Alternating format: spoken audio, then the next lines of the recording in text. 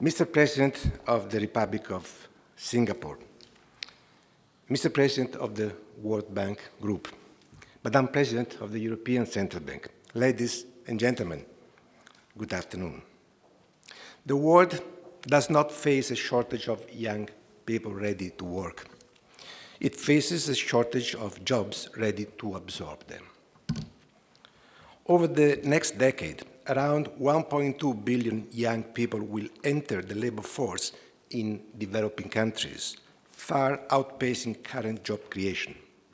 Africa alone will host a quarter of the world's youth population by 2050. Scary numbers.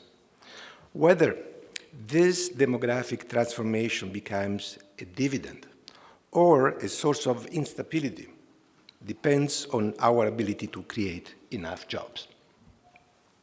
It is, therefore, a pleasure to welcome you to Banca d'Italia for this event, laying the groundwork for jobs in Africa, core infrastructure and business environments, which brings together policymakers, international institutions, and experts to address one of today's most pressing challenges.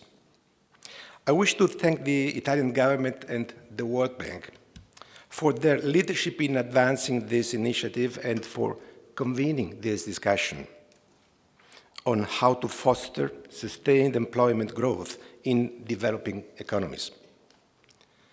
Employment is not only a development priority, it is a cornerstone of economic stability and social cohesion. Over the past 3 decades, globalization has helped reduce poverty by expanding economic opportunities and generating jobs across large parts of the world. Yet, this progress has proven fragile. The pandemic, rising trade disputes, renewed protectionism, and growing geopolitical tensions have added uncertainty to the global economic environment. In some regions, war is no longer a distant threat, but a tragic reality with human costs and, above all, and potentially far-reaching economic consequences. Rapid technological change, particularly artificial intelligence, is now reshaping production and labor demand. It expands market access and raises productivity across the economy, but also creates new challenges. Translating innovation into more and better jobs rather than deeper inequality requires infrastructure, digital skills, access to finance, and credible institutions. Yet, these conditions remain uneven across developing economies. Many low-income countries face severe fiscal constraints. Rising financing needs limit public investment in infrastructure and reinforce the urgency to attract private capital. Unlocking private sector resources at scale depends on creating an environment in which firms can invest, expand, and absorb labor.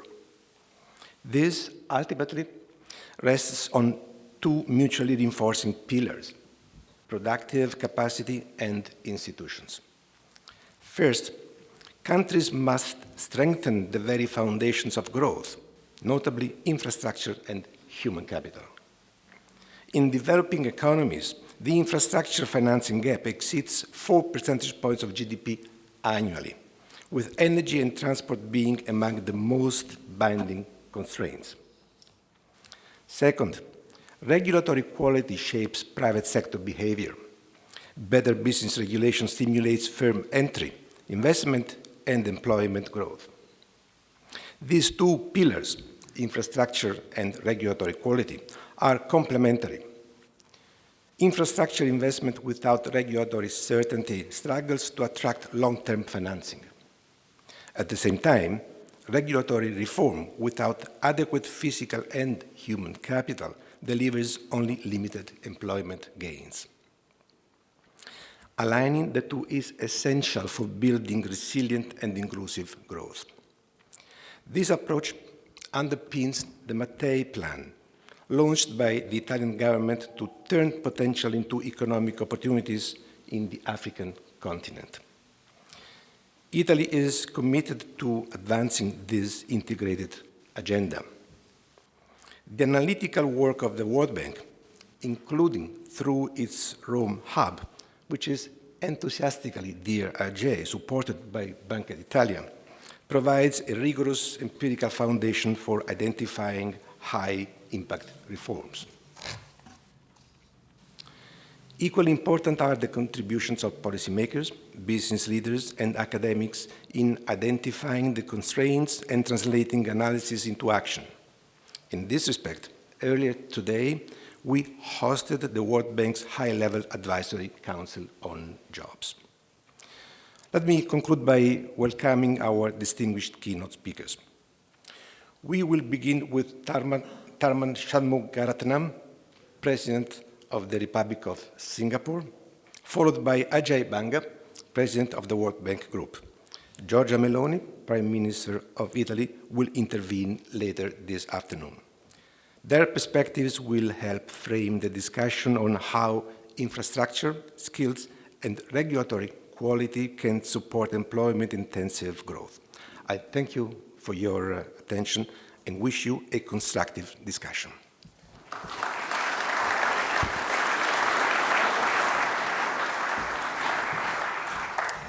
Governor Panetta, thank you very much indeed. And now we're going to hear from a gentleman whose perspective on jobs is grounded not just in global economics, it's actually in lived experience, a fascinating story actually, and also something fundamental, human capital. Speaking recently, he said something that really struck me because it's so often overlooked when it comes to the human experience and being jobless, unemployed.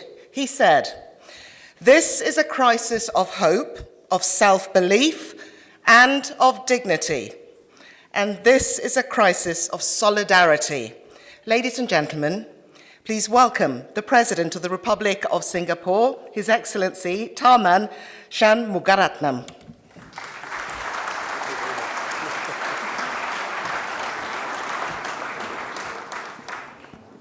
Governor Fabio Panetta, Minister Giancarlo Giorgetti, President Ajay Banga, President Christine Lagarde, President Sidi, and everyone else who's here. Thank you for having me.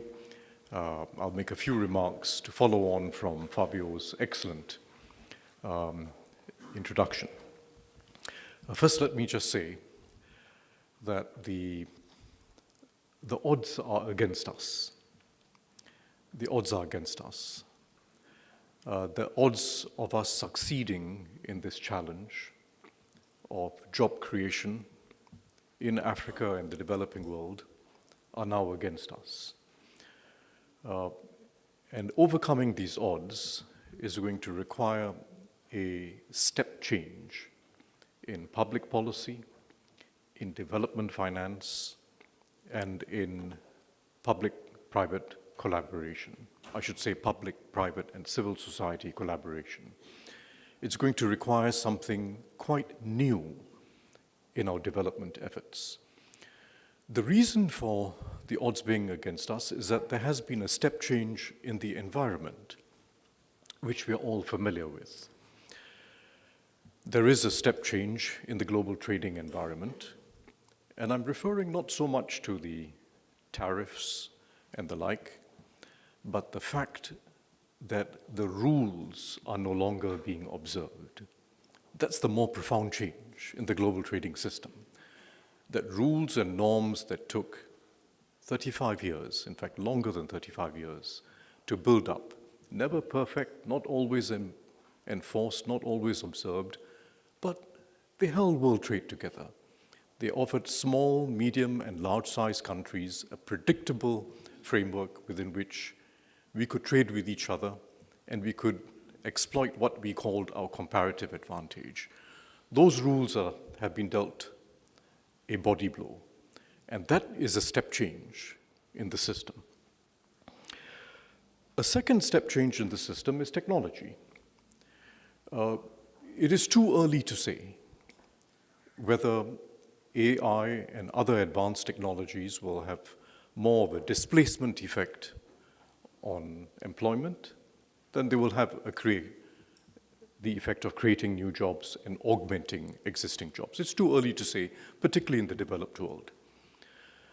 But the odds here again are not in our favor in the developing world, in sub-Saharan Africa, in South Asia, in some other parts of the developing world, because it is precisely the more routine and replicable tasks that are the most easily automated. This was true even before AI, but we're now seeing an acceleration of this disruptive technological force. And it will apply not just to routine white-collar jobs, but also to factory jobs and the like, because low-cost automation is now a force, with China having been the leading innovator in embedding AI into robotics and other automation technologies, and being able to produce what were previously thought of as relatively simple consumer goods that required labor-intensive production, now using machines. That's a step change as well.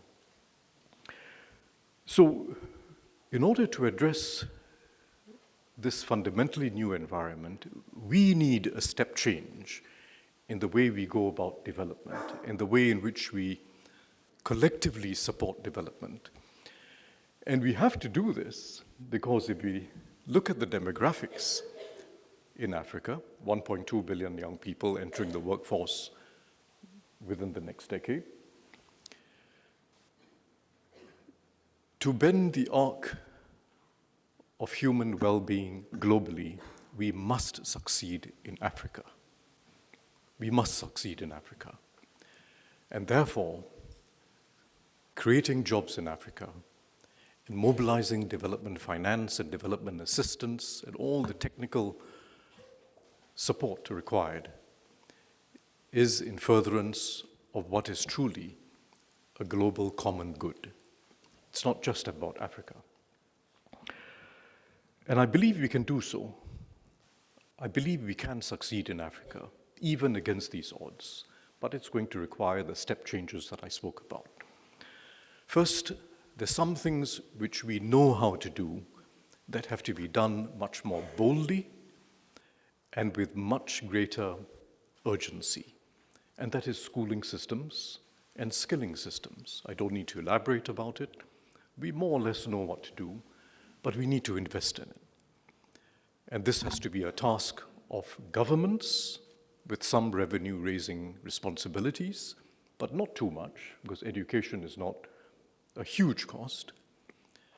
And it requires also the international development community, the World Bank, and everyone else to come into to get into this game of upping standards, keeping the girls in school, having the transition to skills-based training and skills-based employment. It can be done. It's been done in some other parts of the world, and this is not unique to any culture or any geography. It can be done. Second, which the World Bank is now very seriously embarked on together with the African Development Bank and others, is we've got to invest much more boldly in broadband and electricity. Those are the two biggest gaps in Africa, broadband and electricity. Again, it can be done. And some of it will be powered by solar, some of it will be powered by conventional fuels, but we've got to treat this as a matter of urgency. Again, doable. Third, we've got to invest in the logistics and systems, hardware and software, to make the African continental free trade area a reality. Looked at from a distance, I will say it is far too slow off the mark. It was mooted and agreed to several years ago, and is moving too slowly. But it can be done. And in a world where global markets are no longer as open or as certain as they used to be, they're still there, but I would say it's not as propitious an environment compared to what East Asia had 50 years ago.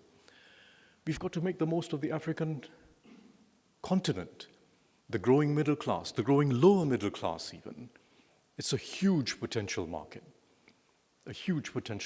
but it requires logistics, connectivity, and cross-border enterprise. And that too requires investment. Fourth, we've got to tap on the job-creating opportunities in some sectors which are generally neglected in other parts of the world, but which have a very interesting jobs multiplier in Africa. And it will interest you to know that a dollar spent, or $1 million spent in renewable energy creates 3 times as many jobs as in fossil fuels, and $1 million spent in the agri-food business creates many more jobs than manufacturing and services. It doesn't mean we do only that, but it means that this is where the multiplier, this is where the bang for the buck is the largest. And it also meets a need, because the transition towards clean energy is a global challenge. And Africa has advantages because it does have the sun, it does in many parts of Africa have the wind, and it does have the hydro. It's a comparative advantage, but it's a job creator. And we have to think of it in those terms. Likewise, agri-food. Africa has 70% of the world's available arable land, 70%. And food demand is one source of demand that one can very confidently say is growing exponentially, partly as a result of population growth, partly as a result of people rising up from being poor to lower middle income and to become middle income. Food demand in Africa and globally is growing, and it's a real opportunity for Africa. But we have to address a fundamental structural inadequacy in agriculture in Africa, which is that most jobs in Africa in agriculture are on the farm. Whereas if you look, in fact, it's 70% of jobs in the agri-food industry is in the farm in Africa, in relatively low productivity activity. If you look at the Americas, if you look at Europe, it's about 30%, let's say about a third. A third of the jobs on the farm are in the farm, and the rest of the jobs are upstream, seeds, fertilizers, machinery, downstream, aggregators, processing, marketing, logistics. Those are good jobs. So that's why you have this job multiplier in agri-food. It's upstream, on the farm in primary agriculture, and downstream. A huge opportunity. So I'm basically optimistic. If we make these step changes in public policy, in development finance, which we are well embarked on already, in terms of mobilizing a lot more private finance for what will be profitable opportunities, and in the way we just organize ourselves around the world to recognize this as a global common good, and why we can't afford to fail, because we will all pay for it. So I'm glad that this initiative has been launched by the Mate Plan and supported very actively by the World Bank Group, African Development Bank. And thank you very much once again, Fabio, for hosting us. But there's room for optimism, even as the odds are against us. Thank you very much. President Tharman, thank you very much indeed. So how do we translate and go from partnership to concrete outcomes? Well, our next speaker has made job creation a central mission of the bank's work. And since taking office, sorry, I've got my heel stuck in the shoe, in the stage. Oh, I'm so sorry. Oh, my goodness. We've all been there. We've all been there. Okay. President Ajay Banga, please come to my rescue. We're about to hear about the 3 pillars and the foundations to job creation. There's a hole there, ladies. Be careful.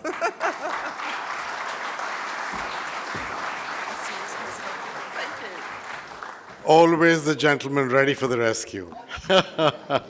I tell you, the real cause for optimism is I've never heard President Tharman Shanmugaratnam said so correctly so many times in one audience, which is pretty cool, right? The names were perfectly pronounced. First of all the jokes aside, I want to start by thanking the Italian government because I think that we can all talk about jobs and we can talk about the desire to change them. You need governments that are going to make a difference with the actions they take. And I think what Prime Minister Meloni is doing and the Mattei plan and the government are doing is showing that they're putting their money where their mouth is, where their thinking is, and they're adding their technology, their capability, and Italian companies into the mix. And I think that's a great starting point. And Fabio, I think you're an outstanding host, but also a terrific governor for the World Bank, and I want to thank you as well for what you're doing. President Tharman is a friend, a mentor, but also, as you just heard, a very, very constructive leader in the world. He's thoughtful, he's deep, he's realistic, but most importantly, he has hands-on experience through many years of public service, not just as being elected as a legislator, but through public service in government in many different roles. It shows by the way he speaks, and his willingness to be the guide and advisor for our Jobs Council is a huge asset for me personally, but also for the bank. And then my soul sister is here, and that's Christine. And she and I think alike on many of these topics, so I'm just delighted that she's around and being with us. And we had a great lunch together as well and did talk a great deal about AI. And for all of you else who are here, CD, Alvaro, I'm delighted you're all here together with us. Here's the thing, a lot of people have given these numbers, but yes, over the next 10 to 15 years, 1.2 billion young people are going to come of age. They're going to come of age, meaning they will be 18 years of age and they will be looking for a job. Now, we call that a demographic dividend, and I think it is true if you give them clean air, clean water, healthcare, and education when they're growing up. What you really need to do is to give them the hope, the dignity, the optimism of being able to earn money because of being a productive contributor to society. Whether that is by working for somebody or whether that is by starting your own business and being an entrepreneur does not matter. The point is, it's the dignity and the hope and the optimism that brings you out of your bed every morning wanting to be something better for the world that day. And that's what we're talking about. Because right now, the same emerging markets where these 1.2 billion are growing, remember, we're not discussing the developed world right now. That's a whole other thing because the population dynamics there are quite the opposite. And in parts of the emerging world as well, the population dynamic is changing. But overall, 1.2 billion people in the emerging world will come of age. Those same countries are currently forecast to create around 400 million jobs. Now, those forecasts are made by, I'm in a room full of economists, so pardon me, I'm a recovering economist too, but the forecasts are made by economists. We do tend to make assumptions go beyond where they should, so we may be wrong. And we may be wrong by 50%, even 100%. So fine, so instead of 800 million, it'll be 400 million people who will not have a job at the end of 15 years. It's still too many zeros attached to those numbers. That's the point I'm trying to make. Don't get hung up on the number, get hung up on the micro problem of these people growing up without hope. That's the issue we've got. And by 2050, more than 80% of the world's population will live in today's developing countries. And just to be clear, 1 in 4 people on the planet will be African. Now, if these young people do not find work, then the current pressures we fear of migration, of fragility, of political systems, I think they are not going to remain contained within borders. But on the other hand, if they do, then this demographic shift will probably fuel growth for the coming 30 to 40 years, the way Asia did over the last 20 to 30 years. And so this is not a zero-sum game. When developing countries grow, advanced economies benefit, and Prime Minister Meloni, President Tharman, they know this very well. Rising incomes create new consumers, they create new markets, they create new partners. Supply chains will diversify, stability will strengthen, and at the World Bank Group, what we are trying to do is move our entire North Star towards jobs, move our concentration, our focus around this idea of jobs, because jobs are the surest way out of poverty. If you want to put a nail in the coffin of poverty, give a person a job. That is the way to do it. We have put particular emphasis and focus on entrepreneurs. We're very focused on small and medium-sized businesses. The reality is small and medium-sized businesses create 90% of employment globally, including in Italy and including in the United States and including in China. And so they don't survive without big businesses. It's a symbiotic relationship, but we've got to make it easier for them to set up business and grow and get capital and do the things they need to do for the people they want to employ. So our approach settles on 3 pillars, and Fabio talked about pillars. The first one is infrastructure, the physical and the human.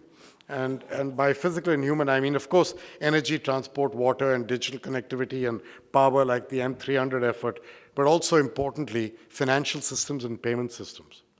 It's very important. People forget that as part of the infrastructure. You should not. You're sitting in a central bank. It is the most important thing we can do to facilitate commerce and business. Second is the human side of this, healthcare, education, and most importantly, skilling in a world where it's unclear what dimensions of traditional education will contribute greater to your competitive benefit. But skilling and matching the skills to the opportunities that are coming will certainly be a good way for you to have a productive outcome. And so that's going to be important. That's the first pillar. The second pillar is business-friendly regulatory environments. So in our private sector lab, which we'd set up, when we were asking what is it that will enable more private sector money to come to the party for the emerging markets, 1, 2, and 3 was a predictable regulatory environment, a level playing field.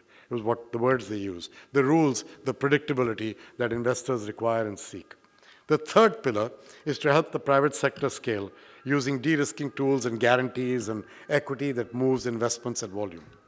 So I think Italy's Matteo plan, our jobs first strategy, we align across all 3. I'm going to give you a few specific examples. We're expanding physical infrastructure, electrical connections in Mozambique and Cote d'Ivoire in Tanzania, in the DRC, water and irrigation systems in Angola, in Tanzania. Just a couple of examples. Then in human infrastructure, we're linking labor demand with opportunity across borders, connecting jobs in Europe with skilling and talent in North Africa. Beginning in Tunisia, expanding to Egypt and Ethiopia. We are also advancing regulatory reform, clearing the bottlenecks that come in the way, that jam the system, that hold back investment, that pair financing with practical policy change. And a good example is the work underway to strengthen energy connectivity between Tunisia and Italy, thereby creating a more predictable and a clearer framework to link Africa and Europe. And then finally, the third pillar, mobilizing private capital through concessional finance and guarantees, making public resources stretch further. We've already got €1 billion in co-financing moving alongside the World Bank Group. We're talking to a number of institutions, including CDB, on what more we can do together. So this 3-pillar approach, this partnership with governments like Italy, comes to life in 5 sectors, which is very carefully chosen. They are large-scale. Local job creation can take root. They don't rely on outsourcing Western jobs based on cost arbitrage. That model is challenged for all kinds of reasons, including the ones that the President of Singapore started speaking about.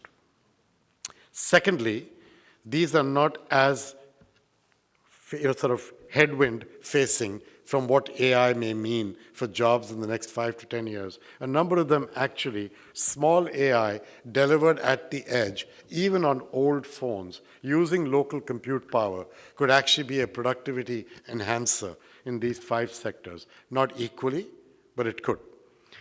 And second, and the last point is that they build opportunity where people live. So what are these?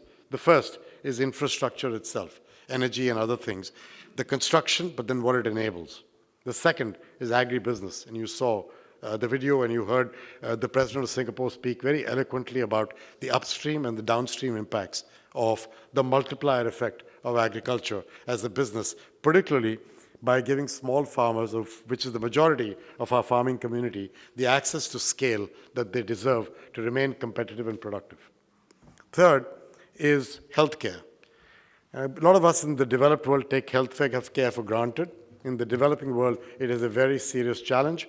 If you try and build healthcare only by building hospitals, you're facing a losing battle. You have to build out primary healthcare at the grassroots level to catch diseases and provide healthcare well before things get out of hand.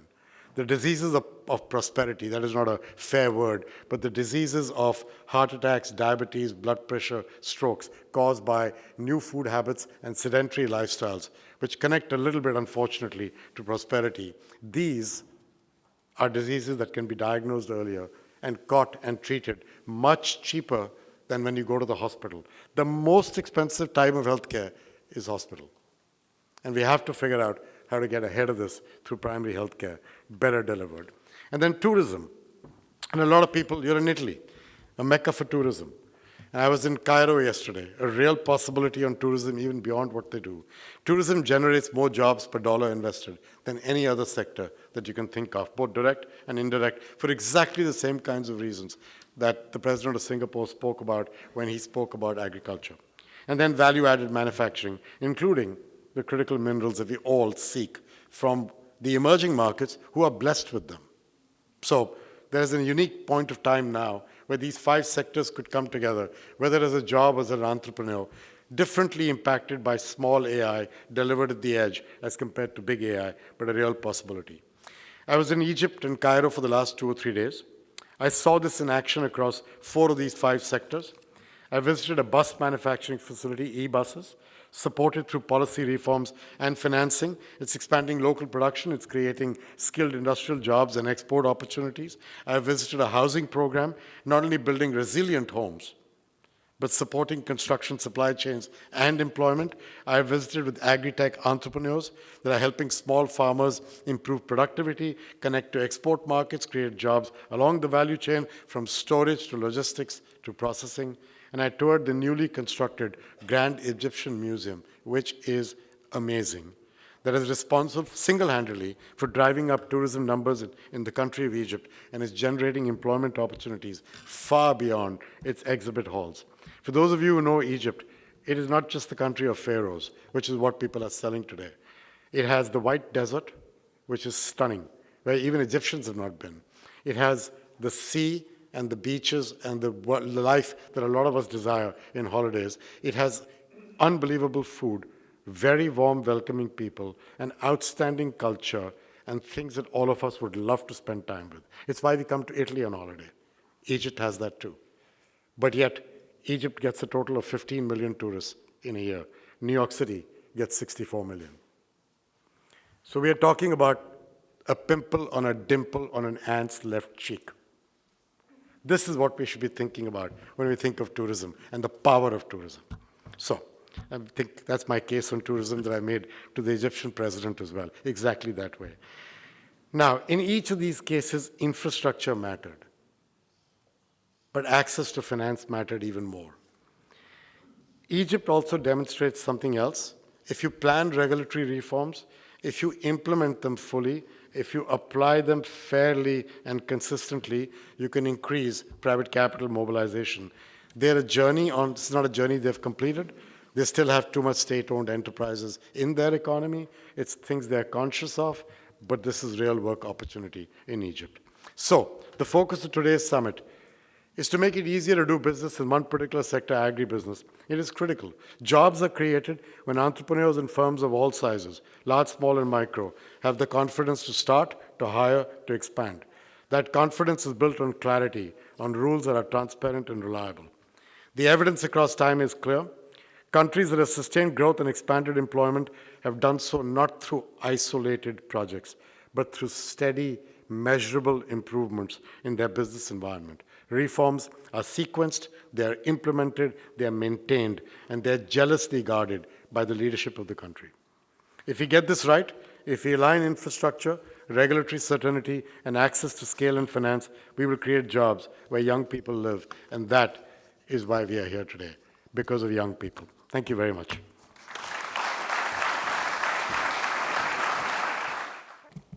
Well, good evening, Governor Panetta, President Banga, President Shanmugaratnam, authorities. Well, despite the difficult days we are facing, I didn't want to miss the opportunity to close this debate dedicated to a topic that I consider crucial, not only for the future of Africa, but for the future of the entire Europe, which is the construction of the physical and intangible infrastructure that makes growth, enterprise, and employment possible. The title of this event, Laying the Groundwork for Jobs, recalls a simple yet incredibly often forgotten truth, that jobs are not created, let's say, by a simple decree.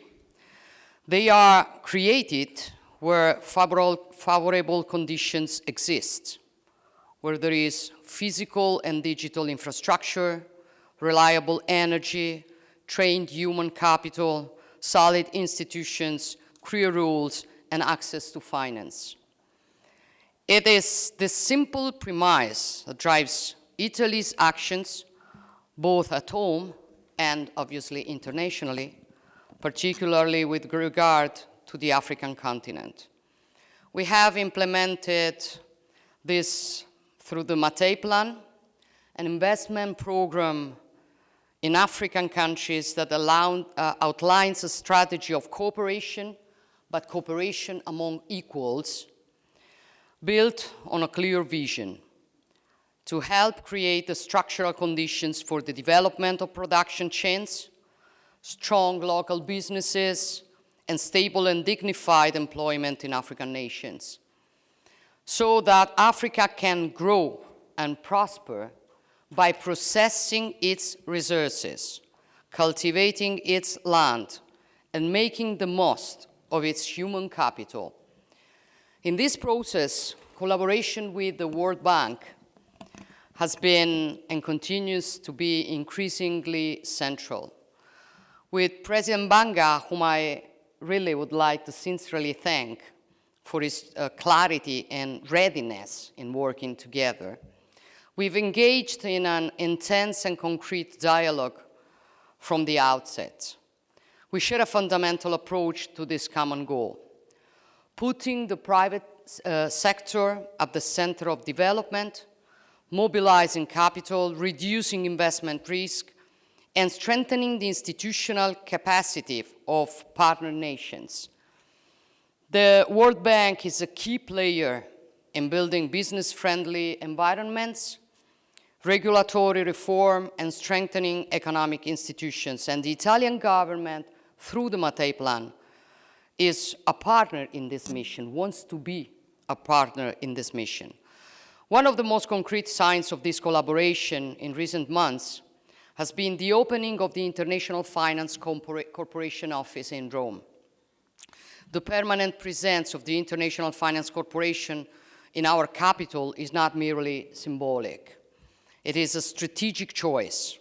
It means creating an operational bridge between the Italian production system, African markets, and the financial instruments of the World Bank Group.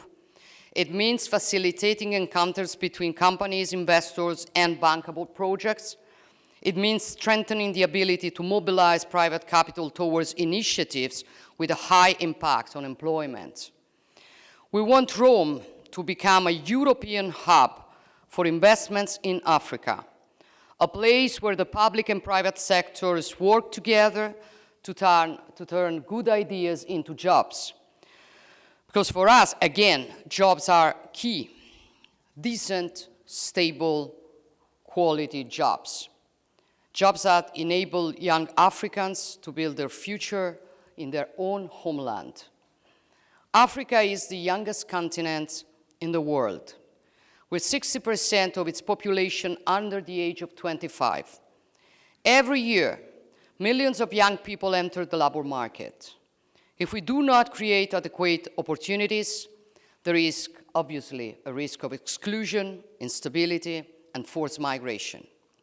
But if we invest seriously in energy, infrastructure, agriculture, and technical and vocational training, we can transform the demographic dynamic into an extraordinary lever for development. The Mattei Plan focuses precisely on these strategic areas. First, energy. As Enrico Mattei said, there is no work without business, there is no business without energy. Investing in networks, production capacity, and renewable sources means creating jobs immediately and at the same time enabling the growth of entire supply chains. We are at the forefront of this effort with the World Bank through the Mission 300 project, which aims to reach over 300 million African citizens by 2030 with new electricity infrastructures.